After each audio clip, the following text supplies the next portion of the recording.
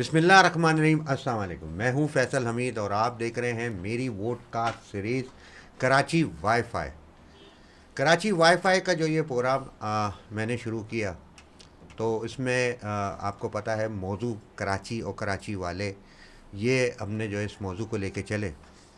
और इसमें जो भी शख्सियात आई, पहले तो मैं उनका बहुत शुक्रगुज़ार हूँ कि उन्होंने जो है अपने मसरूफियात में से कीमती वक्त निकाला और मेरी वोडकास्ट सीरीज़ का हिस्सा बने।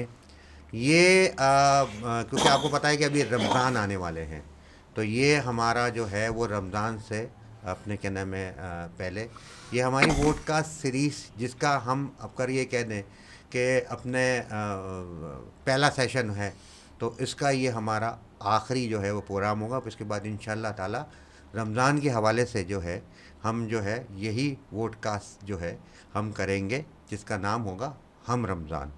और इसमें हम क्या क्या चीज़ें होंगी, क्या क्या चीज़ें हम उसमें रखेंगे, वो इंशाअल्लाह ताला आप प्रोमो में जो है वो देखेंगे और पता चलेगा। तो हमारे जो आज का जो है समझें कि रमज़ान से पहले ये जो वोडकास्ट सीरीज़ है, इसको यानी कि समझें कि इख्तिताम तो नहीं मैं कहूँगा, हम एक ब्रेक ले रहे हैं पूरा एक महीने का। तो इसमें जो शख्सियत आज हमारी मेहमान बनी है, इनके बारे में मेरे पास अल्फाज नहीं हैं। और ये मैं बिल्कुल ये नहीं कि सामने बैठे हुए हैं तो मैं बोल रहा हूँ, मैं इनके पीठ पीछे भी बोलता हूँ, सामने भी बोलता कहता हूँ कि ये वो शख्सियत हैं कि जिन्होंने मुझे मेरे काम को, हम कराची को बहुत ज़्यादा सपोर्ट किया और करते चले आ रहे हैं। और बहुत ज़्यादा मैंने इनसे बहुत मुझे चीज़ें उनसे सीखने को मिली। और ये एक ऐसे अपने जर्नलिस्ट हैं, एक ऐसे होस्ट हैं जिनका समझें कि कोर ही कराची है। और मैं इनका इंट्रोडक्शन इस तरीके से देता हूँ कि सहाफ़त है इनका पैशन। मेरे सीनियर, मेरे मोहसिन बिलाल हसन। अस्सलाम वालेकुम सर। वालेकुम सलाम। कैसे बिलाल भाई? अल्लाह खैरियत करम, से? आपकी दुआएं। आपने कुछ ज़्यादा ही तारीफ़ कर दी। नहीं नहीं, जो सच बात है वो बात, वो चीज़ मैंने कही है। अब आप जो है इसको आप ये समझें कि शायद ज़्यादा हो गई, कम हो गई, लेकिन मैं आपको एक बात बताऊं इनके बारे में। मैं अगर जो तारीफ़ की बात कर रहे हैं ना, मैंने अगर शुरू कर दी ना इनकी तारीफ़, मैं अपने पॉइंट ऑफ व्यू से कह रहा हूँ, तो पूरा आज की वोडकास्ट सीरीज़ इन्हीं पे ही निकल जाएगी। Thank you. क्योंकि मैं आज अल्लाह के करम से जहाँ मौजूद हूँ, बल्कि इनके सामने ही बैठा हुआ हूँ, एज ए होस्ट बैठा हुआ हूँ, जबकि ये होस्ट करते हैं और मैं मेहमान होता हूँ। तो इसका सेहरा जो है वो इनके सर पे जाता है। और मैं इसी वजह से मुझे था कि मुझे इनको जो है वो ख़ास जो है इनके साथ मुझे गुफ्तगू करनी है और चीज़ों को इस तरीके से लेके चलना थैंक यू। है। Thank you. बिलाल भाई, जी सर। आप माशाल्लाह अपने सीनियर हैं, काफ़ी सीनियर हैं, और आपके दिल का वाईफाई जो कराची से कनेक्ट हुआ है, इसके बेशक। बारे में बताएं कि कब और कैसे। देखिए जी, मेरी इब्तदा जो है वो प्रिंट मीडिया से हुई। प्रिंट मीडिया से हुई 1988 में। मुख्तलिफ अखबार थे जिसमें कि नवाए वक्त था, कौमी अखबार, फिर जंग, फिर औसाफ, ख़बरें, फिर अमन। इन सब से होते हुए फिर हम 2005 में मतलब ये कि आप समझें कि 2005 या 6 से फिर हमने कोशिश की कि हम प्रिंट मीडिया, इलेक्ट्रॉनिक मीडिया की तरफ जाएं। 2007 में मेट्रो वन टीवी चैनल का आगाज़ हुआ। तो फिर मैंने 2008-7 में ही, मिड में मैंने मेट्रो वन टीवी चैनल को ज्वाइन कर लिया।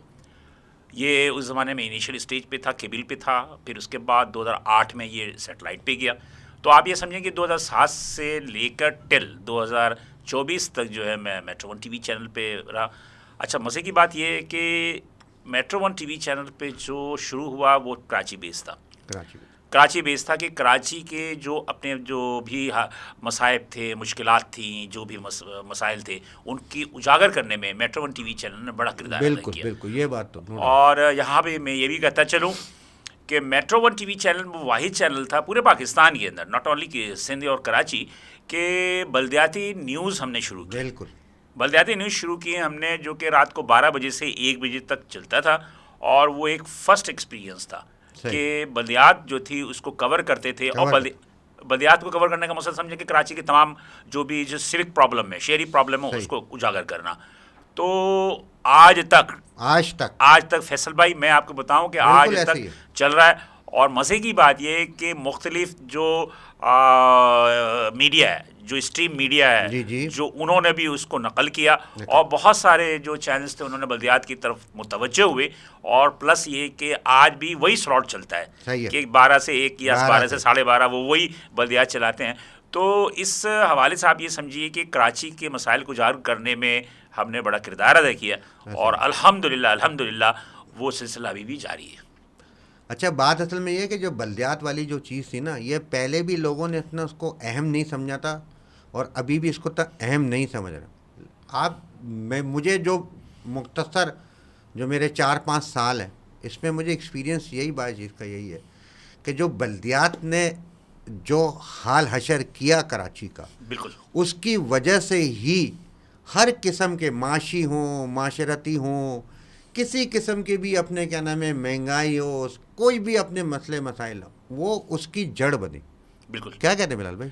देखिए जी, बल्दियात नेचुरली तो अगर आप ये समझें तो इसको पहले इतनी अहमियत नहीं दी जाती थी, लेकिन बल्दियात एक बहुत बड़ा, बहुत वसी जो है वो एक फील्ड है। और इसीलिए देखें कि ख़ास तौर पे सूबों में जो है वज़ीर बल्दियात एक वजारत होती है, वजारत, और उस वजारत के तहत जितने भी बल्दियाती जितने भी जोन्स होते हैं, जैसे कराची के अंदर जो है वो तकरीबन 5-6 जोन हैं जो कि वो उसके हिसाब से उसके अंडर आते हैं।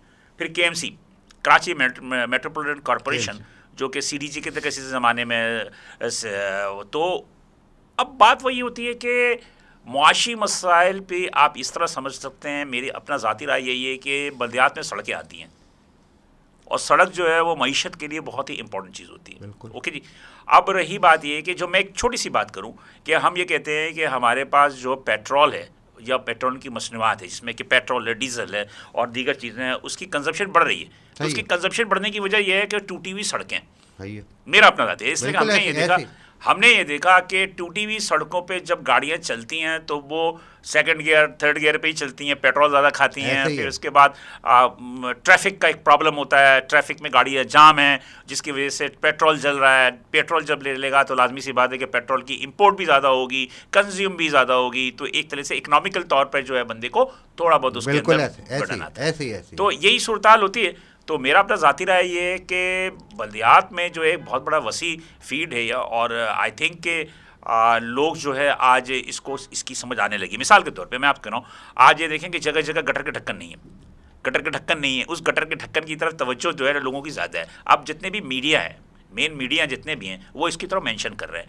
हालांकि छोटी सी चीज़ है और बहुत ही ऐसी चीज़ है जो इंटरनेशनल मीडिया में जब जाती है तो यकीनी तौर पे जो है मुल्क की बदनामी भी होती है ना, थोड़ी सी शर्मिंदगी होती है। लेकिन बहरहाल एक प्रॉब्लम तो है, एक प्रॉब्लम है। बहुत सारे लोग जो है वो इसको प्रॉब्लम नहीं समझते, लेकिन छोटी छोटी चीज़ें हैं। कितने बच्चे इसमें गिर के हलाक हो गए, कितने बच्चे इसमें गिर के हलाक हो गए, कितने एक्सीडेंट होते हैं। तो मेरा अपना ज़ाती राय ये है कि मईशत और बल्दियात, मईशत और बल्दियात एक लाजिम मंजूर चीज़ है। बहुत ज़बरदस्त बात, ठीक है। इसलिए कि आप ये देखें कि हमारे यहाँ ज़राअत ज़रूरी मुल्क है।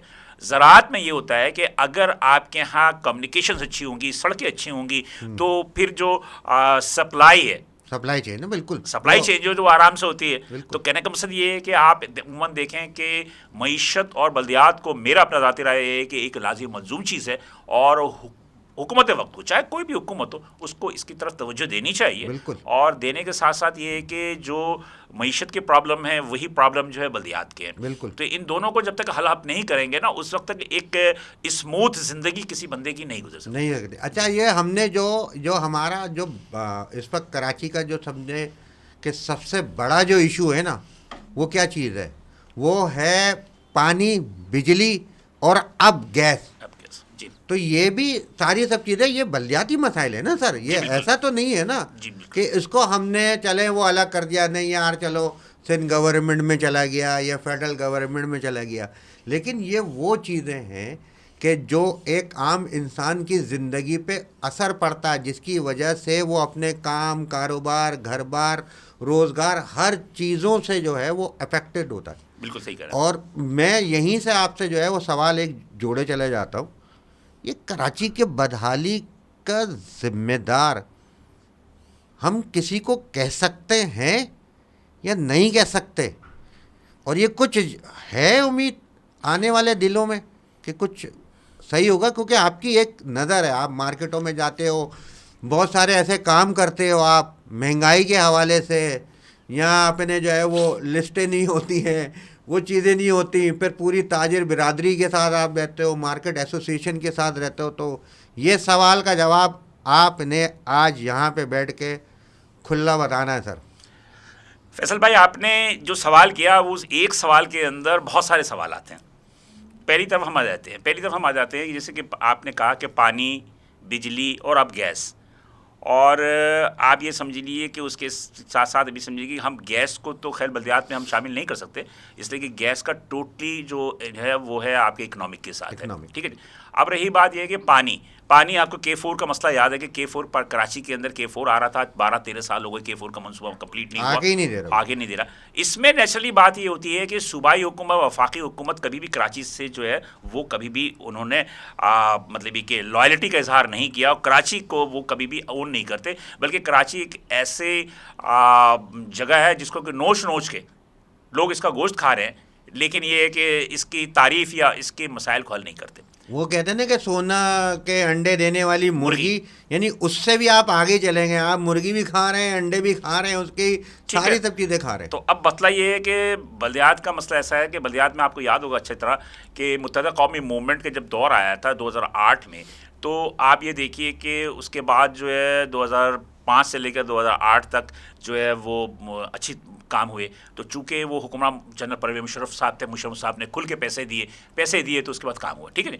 उसके बाद 2008 में आप पीपल्स पार्टी की गवर्नमेंट आई, पीपल्स पार्टी की गवर्नमेंट ने वो काम नहीं किया जो कि कराची के लिए करना चाहिए था। मैं खुल के आज बात कर रहा हूँ कि सूबाई हुकूमत को कराची से कोई दिलचस्पी नहीं है, उनको दिलचस्पी। मैं ये कह रहा हूँ कि आप अगर खुल के बात कर रहे हैं तो सच और हक बोल रहे हैं ना। बिल्कुल सही बात ये, हम ये मतलब यानी कि हम सच और हक कहने से अब इतना ज़्यादा डर गए हैं कि यार वो पता नहीं फ़ौरन जोड़ दिया जाता है, यार ये इस पार्टी का है, ये इसके खिलाफ बोल रहा है, इसके उसके बोल रहा है। लेकिन जो जर्नलिस्ट है वो तो जो चीज़ें अवाम की नुमाइंदगी करता है और जो चीज़ें बोलता कहता है, अब शायद थोड़ा इसके अंदर फ़र्क आ गया है, लेकिन मैं ये बातचीत की एक्सपेक्टेशन मुझे है और रहती है, और मैं आपसे सीखता भी हूँ कि आप जो सच और हक की आवाज़ उठाते हो वो बिल्कुल निडर होके और बिल्कुल बेबाक होके सर।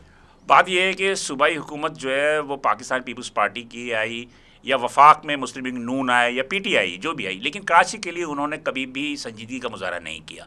अब रही बात यह कि K4 का मनसूबा हो या कराची की सड़कों का मसला हो, चाहे कराची के अंडर पासेस हैं या ओवरहेड ब्रिज हैं, और कराची में जो ट्रैफिक का जो मसला है, इस कराची के ट्रैफिक के मसले को हल करने के लिए आज तक किसी हुकूमत ने संजीदगी का मुजाहरा नहीं किया। और एक बात फैसल भाई, ये बात को ध्यान रखिएगा कि कराची वो वाही शहर है कि जो पूरे पाकिस्तान से लोग यहाँ रोज़गार कमाने के लिए आते हैं। ऐसे ही अच्छा जी, अच्छा, यहाँ रोज़गार कमाने के लिए आते हैं, और रोज़गार कमाने के लिए आने के बाद फिर वो क्या करते हैं कि कच्ची आबादियाँ कायम करते हैं।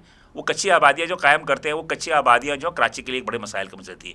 प्लस कराची में कौन आ रहा है? मुजरिम आ रहा है, शरीफ लोग आ रहे हैं, कौन आ रहे हैं? दहशतगर्द आ रहे हैं, कोई भी काउंटेबिलिटी नहीं है।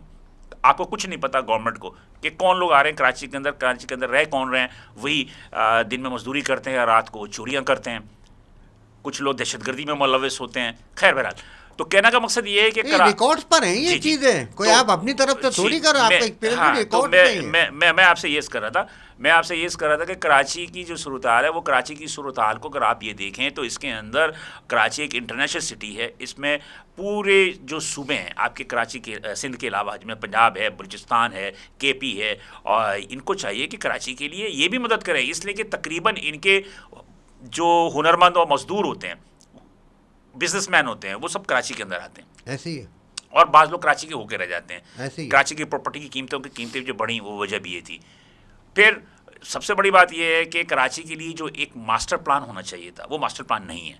वो मास्टर प्लान इसलिए नहीं है कि नाजायज़ आबादियाँ इतनी ज़्यादा हुई, जिसमें कि सबसे बड़ा ज़िम्मेदार इसका जो है वो SBCA है, सिंध बिल्डिंग कंट्रोल अथॉरिटी। अच्छा, SBCA ने, आपको सबको पता है, इसमें कोई छुपी हुई बात नहीं है कि रिश्वत के एवज़ जो है वो गैर कानूनी जो है वो जगहों को वो लीगल कर देते हैं। सही है। और रिश्वत ना मिले तो लीगल को जो है वो गैर कानूनी कर देते हैं। आपको नस्ला टावर का याद होगा आपको, बिल्कुल, जस्टिस साकिब निसार साहब के दौर में जो वो टूटा, तो बात ये हुई तो नस्ला टावर को इजाज़त किसने दी?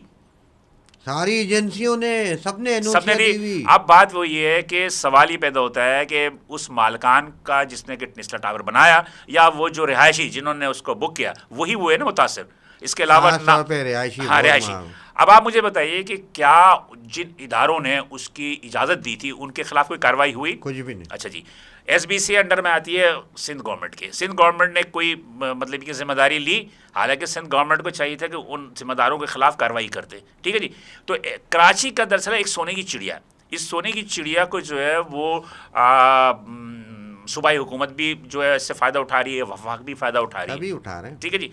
अब रही बात ये, कराची में एक है केपीटी, कराची पोर्ट ट्रस्ट। अब कराची पोर्ट ट्रस्ट से आप डेली देखेंगे कि आपके रात के 11 बजे के बाद कंटेनर के कंटेनर रास्ते पे जा रहे होते हैं, आपकी सड़कों को ख़राब कर रहे होते हैं। ठीक है जी। अब आप मुझे बताइए कि केपीटी वफाक में आता है कि क्या वफाक की जिम्मेदारी नहीं है सही है कि वो टैक्सेस अदा करे और केएमसी की या म्यूनिसिपल कमेटी जो भी है कराची की उसकी मदद करे, लेकिन वफाक कुछ भी नहीं करता। ओके, जो भी करना है वो सूबाई हुकूमत ने थोड़ा बहुत जो वो भीख दे देती है केएमसी को और वो उसी हिसाब से चल रहा होता है।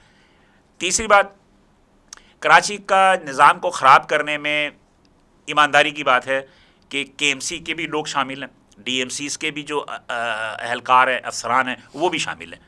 इसलिए कि आज डीएमसी के अंदर आप बर्थ सर्टिफिकेट लेने के लिए जाएं या आप किसी दूसरे काम के जाएं, डेथ सर्टिफिकेट या आप कोई इजाज़तनामा लेने के लिए जाएं, तो यकीन करें कि पैसे दिए बिना काम नहीं होता। अब सवाल ये पैदा होता है कि कराची के डीएमसीज़ में, केएमसीज़ में जो लोग हैं वो लोग भी जो है वो इसके ज़िम्मेदार हैं कि कराची के निज़ाम को ख़राब करने में। ठीक है जी। एक बात है जो छोटी सी बात है जो एक मरतबा मैंने मुर्सद से भी कही थी। मैंने ये कहा था भाई कि बात ये है कि एक सड़क है उसके ऊपर गटर का ढक्कन नहीं है, गटर का ढक्कन नहीं है या वो सड़क टूटी हुई है, उस सड़क से केएमसी डीएमसीज़ के हज़ारों मुलाजिमिन डेली गुजरते हैं। क्या उनकी जिम्मेदारी नहीं बनती कि वो खुद इदारे में जाकर जो है वो रिपोर्ट दर्ज कराएं कि इस रोड पे गटर में ढक्कन नहीं है, ये रोड टूटी हुई है, इसको मतलब अगर फंड है, आप पहली बात तो आप बात करेंगे तो वो कहेंगे फंड ही नहीं है।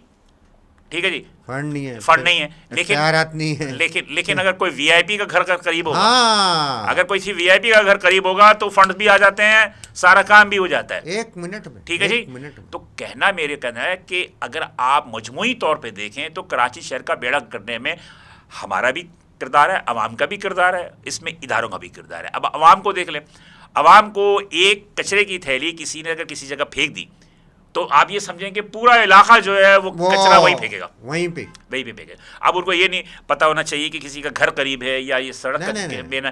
तो इसमें कराची के अपने अवाम भी जो है ना वो भी गैर जिम्मेदारी का मुजाहरा करते हैं। इसमें ज़रूरी नहीं है कि सारे इदारे के लोग या अफसरान जो है वो ना, इसके अंदर हम खुद भी जो है वो इस खराबी के जिम्मेदार हैं। ऐसे ही और कराची शहर को कराची सब कहते हैं, लेकिन कराची को ओन करने के लिए कोई तैयार नहीं। अब रही मईशत, देखिए जी, मईशत का ताल्लुक जो है, मईशत का मसला सारा है। मुझे तो हंसी आती है बाज़ औक़ात, तो कहते हुए भी कह मैं थक चुका हूँ, लेकिन बहरहाल आज पॉडकास्ट पे आपको आज़ादी के साथ मुझे बताने की इजाज़त मिली है तो मैं आपको बताऊँ कि ये जो महंगाई है, इस महंगाई में हुकूमत अगर जो आम तासुर है जो मैंने देखा वो ये देखा कि अगर हुकूमत 5 रुपये किसी चीज़ पे बढ़ाती है तो दुकानदार 50 रुपये बढ़ा देता है।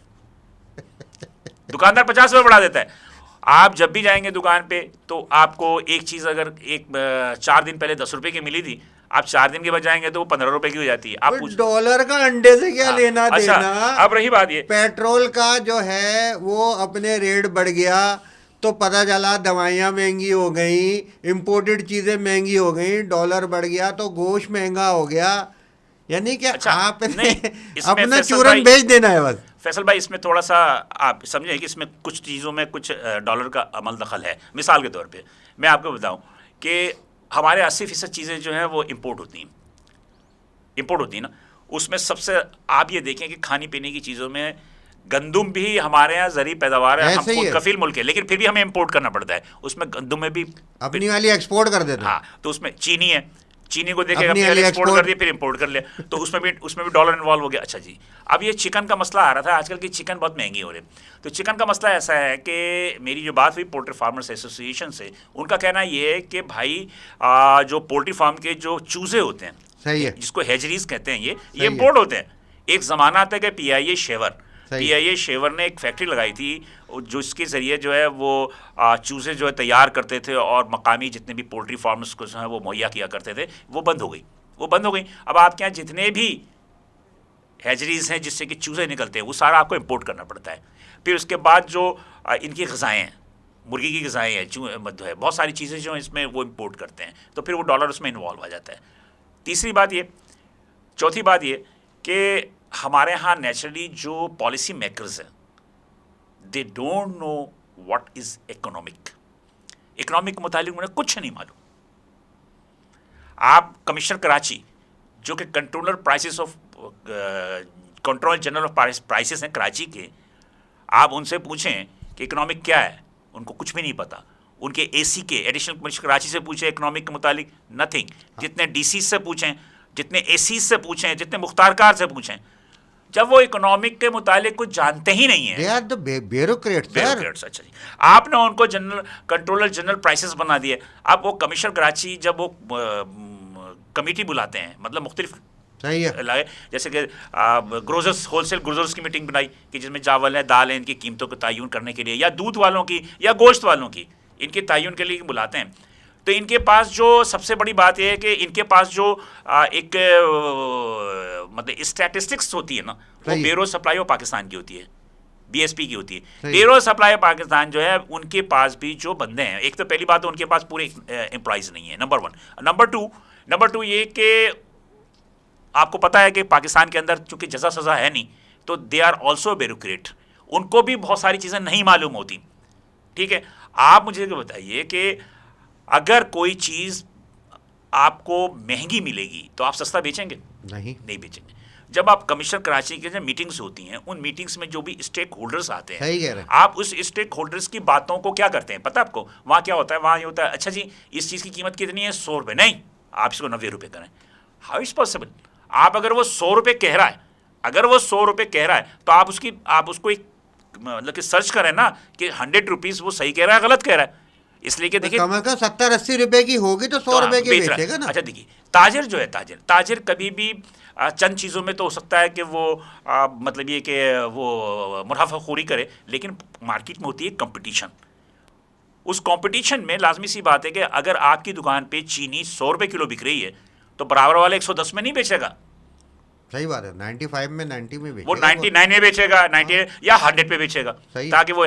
अब बात ये है कि डंडे के जोर पे अगर आप किसी चीज़ को कम करेंगे, मिसाल के तौर पे आपके सारे दालें जो हैं आपके इंपोर्ट होती हैं। अब इंपोर्ट होती हैं, इंपोर्ट होने के बाद क्या होती हैं कि जनाबारी कि वो आके आती हैं कराची KPT पे आती हैं। अब KPT पे आके होता है कि डॉलर नहीं है, तो वो चीज़ें जो हैं वो क्लियर नहीं हो रही हैं, तो महीनों से वो चीज़ें जो हैं वो डैमरेज के साथ डैमरेज भी लग रही हैं। ठीक है जी, और वो पोर्ट पे पड़ी हुई हैं। अच्छा जी, जब वो पोर्ट से छूटती हैं तो सवाल ही पैदा होता है कि आप मुझे बताएं कि कौन बेवकूफ़ है कोई कि वो डैमरेज भी दे रहा है, ड्यूटी भी दे रहा है और चीज़ें भी सस्ती बेचे। तो लाजमी साथ मार्केट में चीज़ें महंगी होती हैं। इन सब चीज़ों को देखने के लिए एक आपको इकोनॉमिक्स की आपको एक कमेटी बनानी पड़ेगी, एक थिंक टैंक बनाना पड़ेगा। उस थिंक टैंक कोई ऐसा इदारा है, कोई ऐसा वजीर है कि ये सारी सब चीज़ों को देखे दिखाई करे? बात ये कि हमारे यहाँ तो उसूल ये रहा है कि साइंस की वजारत है तो आर्ट्स के बंदे को लगाते हैं। अगर कोई दूसरी चीज़ें हैं, मतलब ये कॉमर्स है, मिसाल के बाद तो कॉमर्स में जो मिनिस्टर्स होते हैं, अब वो एक ज़मींदार को लगा के बैठे हुए हैं। आप ऐसे ही है, आप ज़मींदार को लगा देते हैं, आप एक वडेरे को लगा देते हैं वज़ीर तिजारत। आप बात ये होती है कि सिंपल सी बात ये है कि देखिए ये प्राइस कंट्रोल जो है ये एक मैकेनिज़्म है। इस मैकेनिज़्म को समझने के लिए ये है कि आपको एक थिंक टैंक बनाना पड़ेगा जो इकोनॉमिस्ट हों, उसके अंदर वो तमाम चीज़ों को देखें। आप दुकानदार को चोर क्यों कहते हैं? आप दुकानदार को झूठा क्यों कहते हैं? पाँच उंगली बराबर नहीं होती। हो सकता है कि एक दुकानदार गलत कह रहा हो, लेकिन 3 या 4 दुकानदार तो गलत नहीं कह रहे होंगे ना। आप उनकी बातों को देखें। देखिए मार्केट में सबसे बड़ी बात जो है, आज मैं आपके पॉडकास्ट में खुल के बात कर रहा हूँ, दूध की मिसाल दे रहा हूँ। और ये मैं आपको यहाँ पे ऐड भी करता चला जा रहा हूँ, उसमें आप ये चीज़ बताइएगा कि अभी रमज़ान आने वाले हैं और फिर ये देखिएगा यही जो चीज़ है वो इतनी महंगी हो जाएंगी कि जो है बिल्कुल जो ख़रीदते हुए भी जो है वो भी 10 तरह से बाहर हो जाएंगी। इसी में आपको ये जवाब भी देना है कि ये रमज़ान में क्यों इतनी ज़्यादा चीज़ें जो है एकदम महंगी हो जाती हैं। सिंपल सी बात है। पहले तो मैं आपको बता दूं कि मैं थोड़ा सा वो तस्करा करता हूँ दूध का। हाँ, दूध का बड़ा इशू हुआ ना, आज 200 रुपये लीटर दूध है। बात ये नहीं कह रहा हूँ कि एक देखिए, दूध वाले में एक डेयरी फार्मर होता है जो प्रोड्यूसर होता है, एक होता है होलसेलर जो Wholesaler। उससे लेता है, सही है। एक होता है रिटेलर Retailer। जो कि बेच रहा है। ठीक है जी, इन तीनों के अलग अलग जो है वो मतलब कि स्लैब्स होते हैं। अब बात ये है कि दूध के मसले पे हर 2 महीने के बाद आपके यहाँ प्रॉब्लम खड़ी हो जाती है। अभी चूंकि सर्दियाँ चल रही है ना, तो चूंकि दूध की डिमांड कम है, दूध की डिमांड कम होती है, तो दूध की डिमांड से मुराद कि दही कम जमती है, दही की डिमांड कम हो जाती है, तो दही की डिमांड कम की वजह से दूध जो है वो ज़्यादा सरप्लस हो जाता है। तो इसलिए अभी जो है शोर शराबा नहीं, आप बहुत सारी जगहों पर देखेंगे 180 रुपये लीटर भी बिक रहा है। और मज़े की बात ये, अब वो बहुत सारी दुकानों में मैं गया, वहाँ किलो के हिसाब से बिक रही है, 200 रुपये किलो दूध जी। अब 200 रुपये किलो के हिसाब से बेच रही है, तो कम से 20 से 30 ग्राम जो है हमें कम मिल रहा है, और हम 200 रुपये दे रहे हैं। अब उसका मतलब ये हुआ कि वो 210 रुपये लीटर हो गया। हाँ, वो यूं पकड़ा उन्होंने नाक। उन्होंने दूसरी तरह कर लिया, गवर्नमेंट खामोश है। अच्छा जी, अब हुआ क्या, अब सुन लें अच्छी तरह हमारी बात कि करप्शन की बात है। इसमें करप्शन कैसे है? अब हुआ ये कि दूध वालों ने किया गया कि दूध वालों ने शोर किया कि यूँ है फलां है, और उसके बाद एक कमेटी बैठी, उसने देखा। अब बात वही है कि आप जब एक चीज़ देखते हैं कि जनाब के आपकी भैंस जो है जो ग़िज़ा खा रही है, उसमें से 40% चीज़ें जो हैं ये बाहर से मंगवाते हैं। ठीक है जी, सही है। अब ये बाहर से मंगवाते हैं, उसमें डॉलर का इम्पैक्ट होता है, हो गया अपनी जगह है। भूसा जो कि भैंसें खाती हैं, वो आप एक्सपोर्ट कर रहे हैं, एक्सपोर्ट कर सारा चारा आप चला जाता है। एक्सपोर्ट कर रहे हो। Wheat, straw वगैरह अब सारा हुआ कुछ। ये कि एक्सपोर्ट की वजह से आपके यहाँ जो शॉर्टेज हुई मार्केट में, अब उसकी जो रेट ऊपर बढ़े, तब लादमी अब डेयरी फार्मर जब चारा को महंगा खरीदेगा, 500 रुपये मन से जो है वो 2000 2500 प्लस में चला गया है। जी। तो मुझे बताइए कि क्या फिर वो कैसे सस्ता बेचेगा? सस्ता बेचेगा? नहीं नहीं बेचेगा। बेचेगा। आपको गवर्नमेंट को इसको देखना चाहिए ना, आप उसको डंडे के जोर पर सही नहीं कर सकते। अब हुआ क्या, हुआ ये कि गवर्नमेंट ने कहा कि जनाब अली ये दूध बिकेगा 200 रुपये लीटर। ठीक है, 200 रुपये लीटर बिकना शुरू हुआ। अब बहुत सारे मैंने आपसे कहा कि जनाब वो किलो में बेच रहे हैं। इसकी जिम्मेदारी किसकी है चेक करने की? ये जिम्मेदारी असिस्टेंट कमिश्नर्स की है, मुख्तार कार की है, डिप्टी कमिश्नर की है, अपने अपने डिस्ट्रिक्ट के अंदर।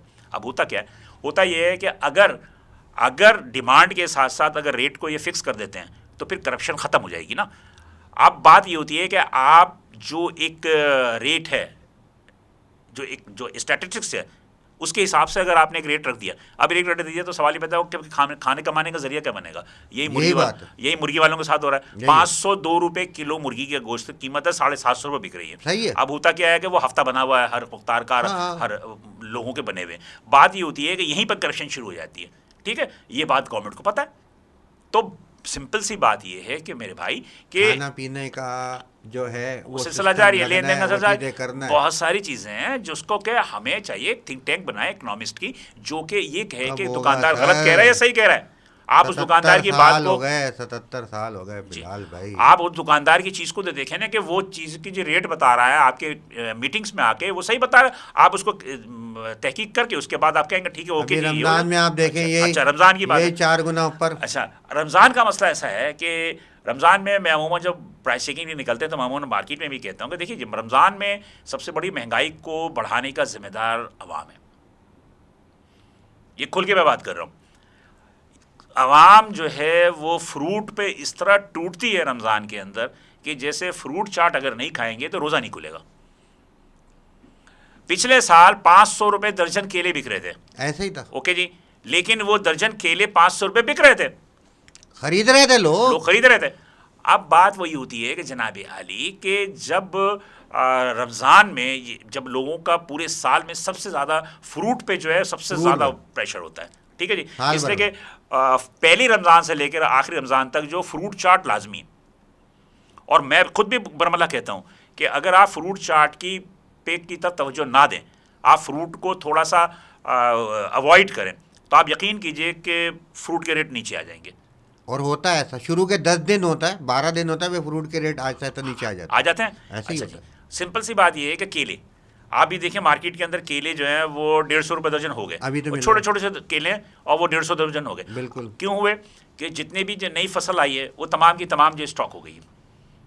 स्टॉक हो गई, वो ये रमज़ान के लिए? जी, रमज़ान के लिए स्टॉक है। आप जितने भी कोल्ड स्टोरेज चले जाएं, कराची शहर के जितने भी कोल्ड स्टोरेज चले जाएं, कोल्ड स्टोरेज में 90% जो आपको रखे हुए मिलेंगे वहाँ केले मिलेंगे। वो कोल्ड स्टोरेज में रख के उसको पकाते हैं।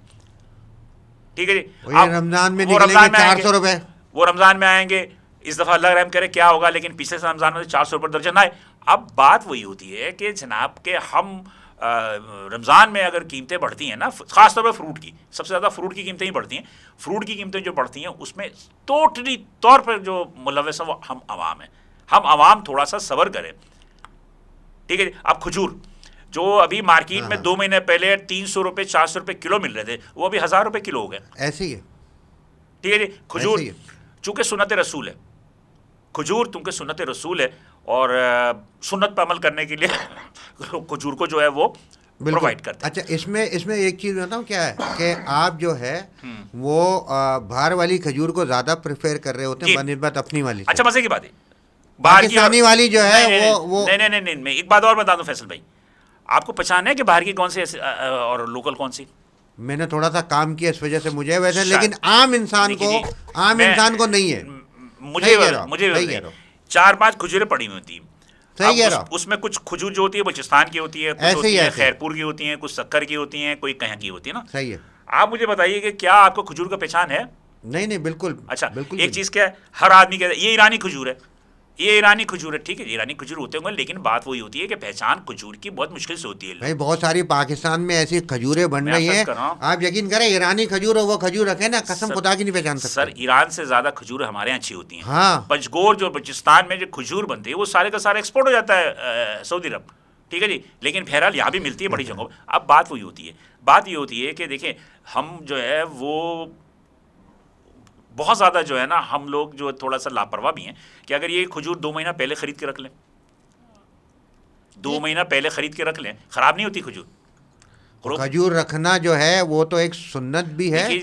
और फ्रिज में अगर खजूर रखा हुआ हो ना सर, इसके बारे में कहा जाता है कि फिर अंदर की जो अपने होती है ना, उसके अंदर बहुत सारे वो नहीं होते, बैक्टीरिया नहीं होते, जैतून का खाना जो है वो अपने वो जो अंदर पड़ा हुआ होता है वो ताज़ा रहता है। एक जैतून का तेल और खजूर जिस घर में होगा उसमें वो फाककशी नहीं होती। बिल्कुल ऐसे ही। आप खजूर 2 महीने पहले खरीद लें।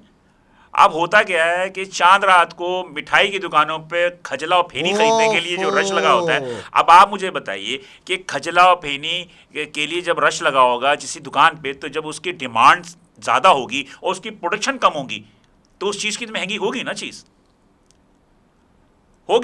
ऐसे ही। अब बात वही होती है फैसल भाई कि नेचुरली अवाम जो है ना, अवाम थोड़ा सा सब्र का मुजाहरा करे ना तो बहुत कुछ दुरुस्त हो सकता है।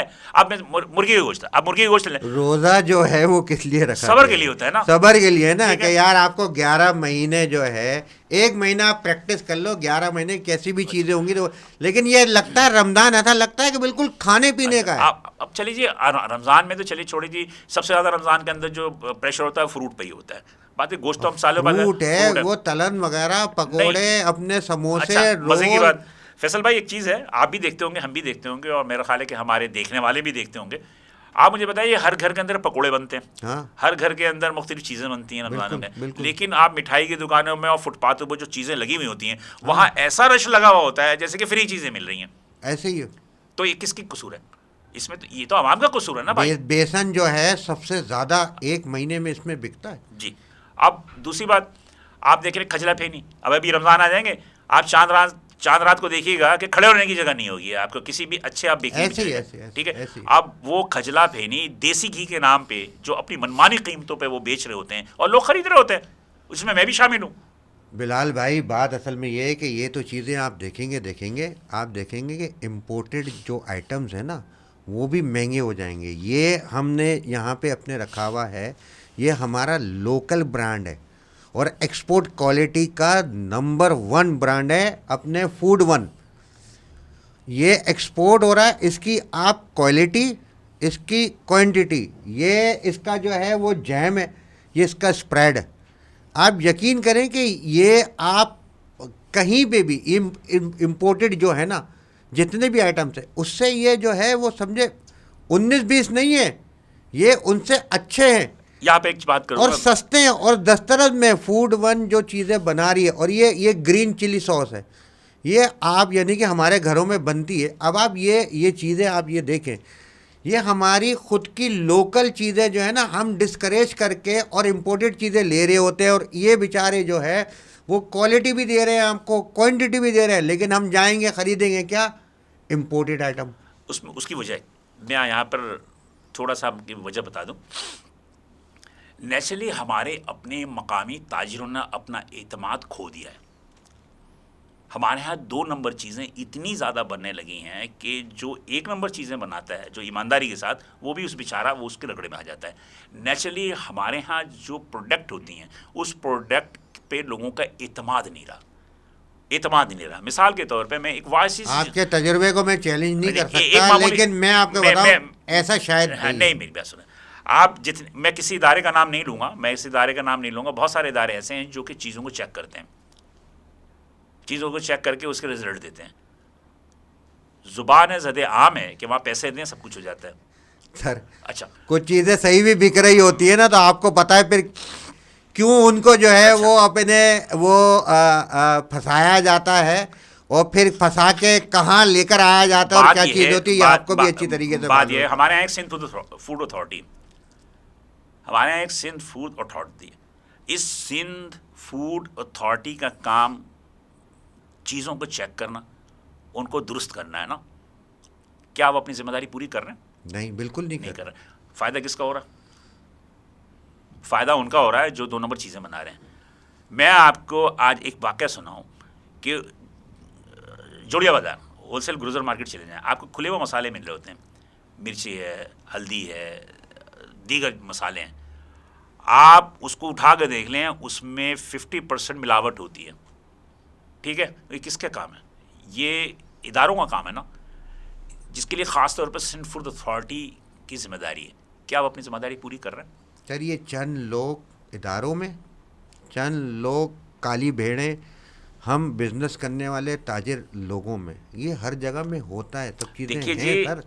आप ये देखें ना, आप ये देखें कि आप दुबई में कोई काम की प्रोडक्ट लेते हो या आप यूरोप की कोई प्रोडक्ट लेते हो, तो आवाम को इस बात का यकीन होता है कि ये चीज़ें जो है 99.9% जो प्योर होगी, इसमें मिलावट नहीं होगी। इसकी सर इसका वहाँ पे सिस्टम ऐसा चल सिस्टम रहा है ओके ना। ओके, या हमारा सिस्टम जो है वो करप्टेड ऐसा कर दिया है ना। आपने जवाब खुद ही दे दिया अपनी ज़बान ना। तो बात वही होती है ना, कि बात ये होती है कि लोकल प्रोडक्ट चाहे जितना भी अच्छा हो, लोकल प्रोडक्ट जितना भी अच्छा हो, हमारे यहाँ हमारे अपनी प्रोडक्ट पे एतमाद नहीं रहा लोगों का।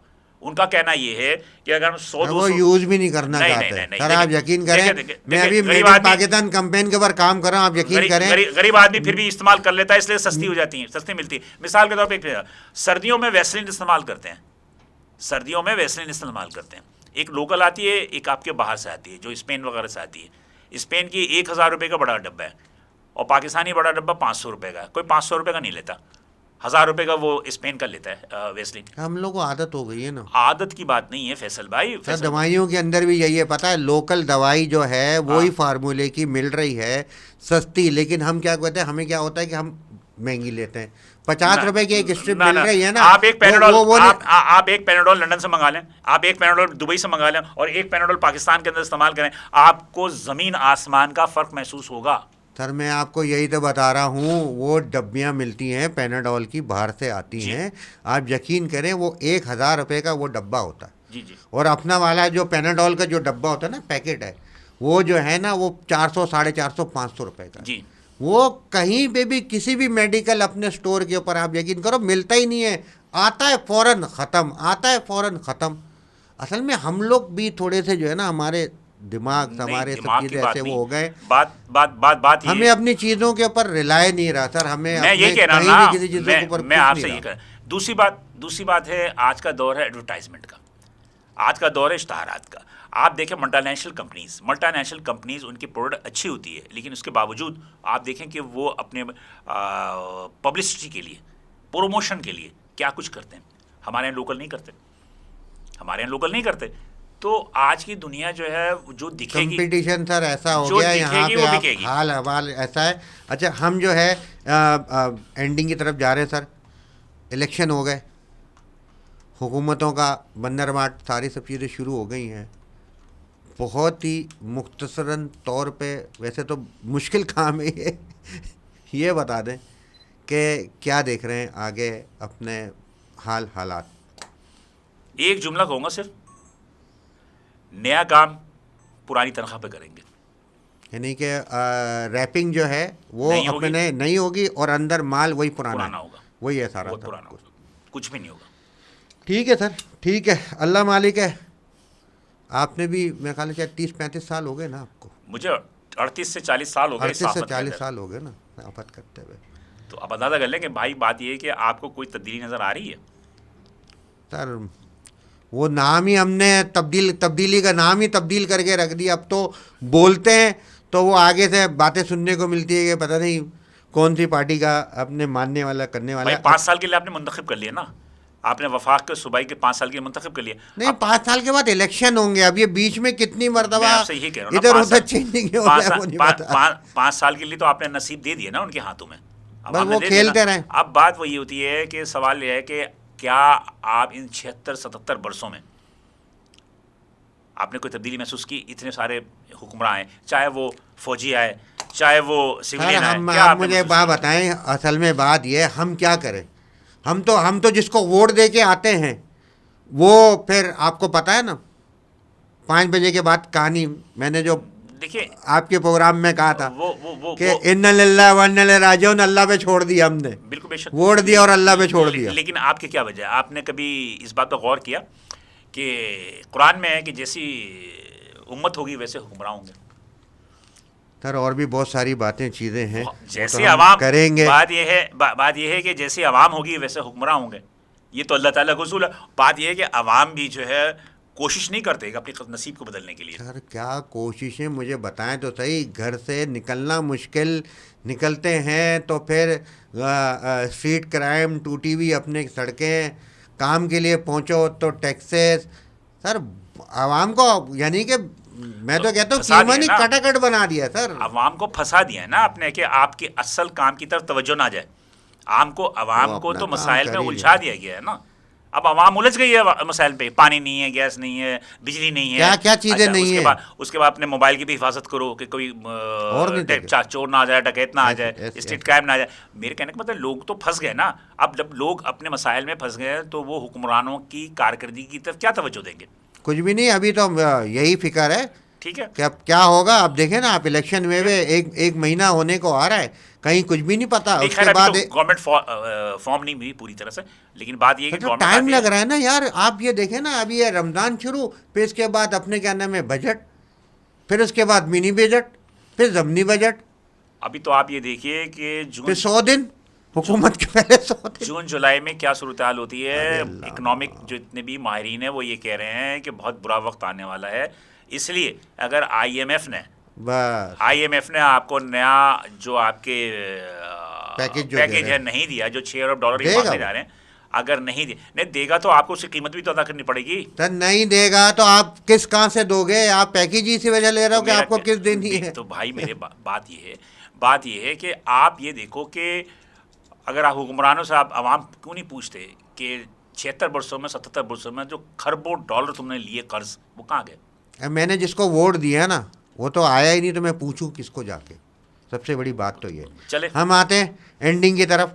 हमारा एक प्रोग्राम हम एक सेगमेंट रखते हैं हम कराची के हवाले से, क्योंकि कराची जो था वो अपने टॉप बेस्ट सिटीज़ में आता था। जी जी अब वो टॉप वर्स्ट सिटी में हो गया। जी जी तो हमने ये सेगमेंट ये रखा है कि कराची को जो है वापस टॉप बेस्ट सिटी में लेके आने, और हम ये कराची वाले ही जो है इसको ला सकते हैं, इसके अलावा और कहीं कोई नहीं ला सकता। तो ये सेगमेंट हमने रखा हुआ है। इसमें एक आपसे अपने मैं चीज़ को पूछूंगा, आपने उसका जवाब वन लाइनर देना होगा। जी जी ठीक है ना?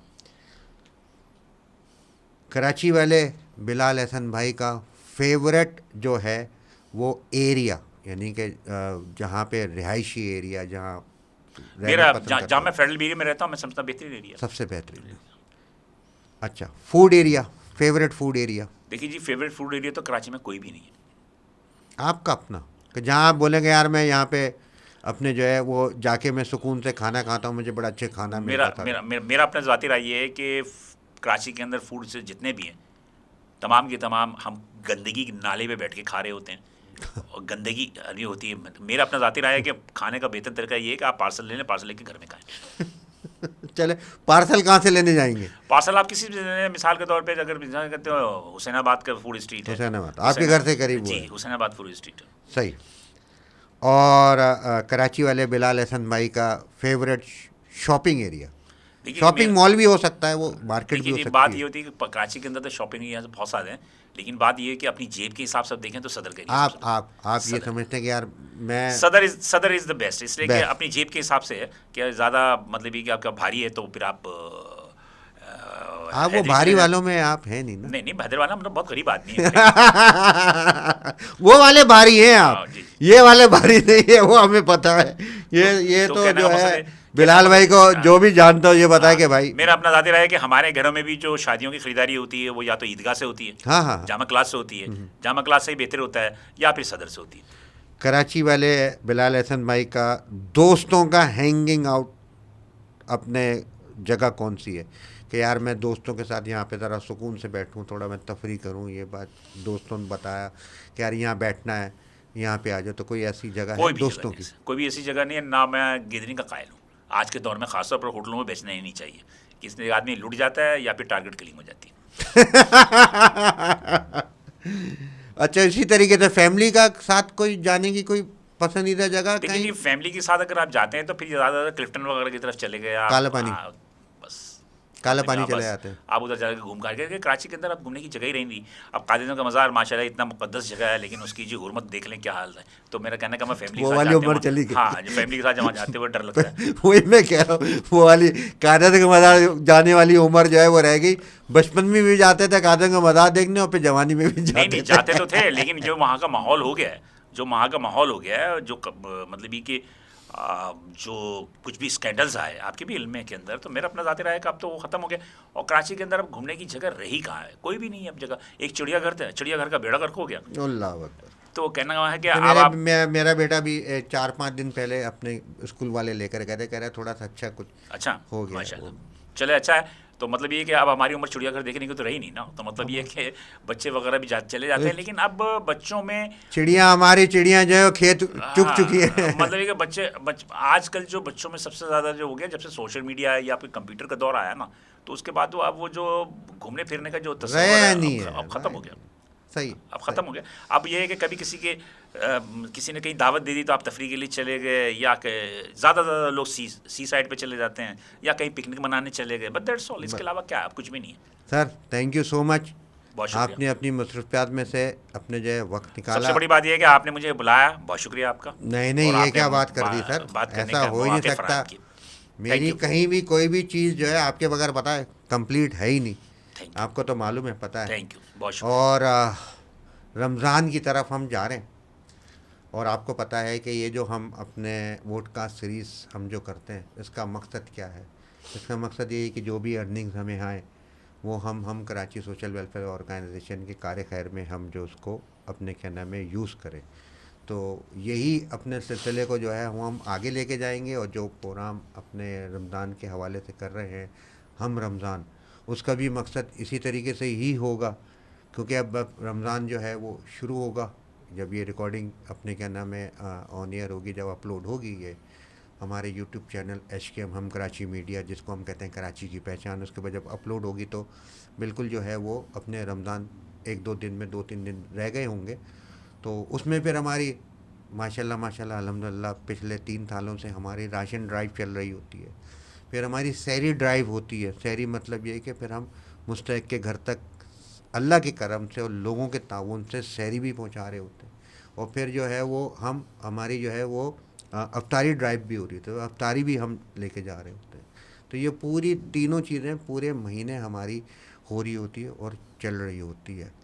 और फिर इसके अलावा कुछ हमने पिछले दफ़ा सस्ती सब्ज़ी का अपने स्टॉल लगाया था, इसके साथ हमने तेल और अपने चावल का भी किया था। इस दफ़ा भी हमारा इरादा इसी तरीके से ही है, सस्ती सब्ज़ी और सस्ते अपने फ्रूट की तरफ जाएं, कि जहाँ पे हम सब्सिडाइज़ करते हैं और ये बात ये चीज़ बताते हैं कि यार मुनाफा अगर तरीके से भी रख लिया जाए तो आप कमा सकते हो, मुनाफा खोरी की तरफ आप ना जाएं। ये पिछले उसमें हमने अपने मैसेज दिया था।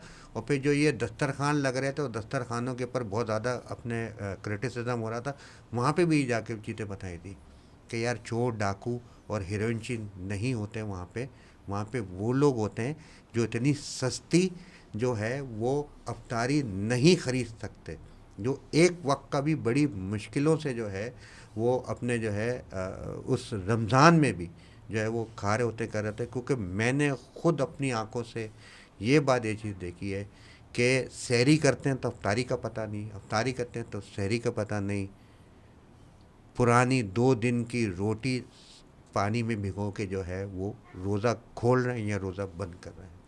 और यही सिलसिला जो है, समझे कि अब तो आपका देखा जाए तो हम लोअर अपने क्लास की बात जो करते हैं तो उनके तो 11 महीने के ही अपने रमज़ान है, पूरा 12 महीने चलता है।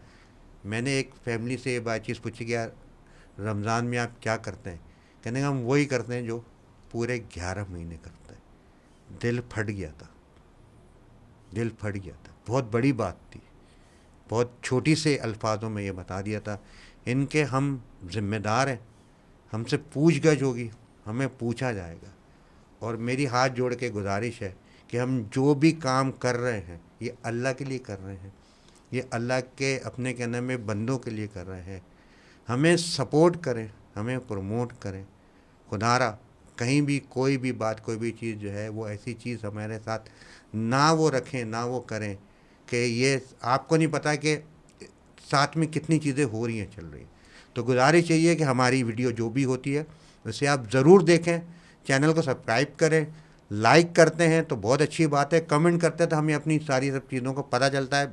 एक बड़ा अच्छा कमेंट आया था, वो मैंने बिल्कुल उसको बिल्कुल पॉजिटिव लिया और कोशिश यही मैंने करी थी कि जो कमेंट आया था उसके हिसाब से मैं चलूँ।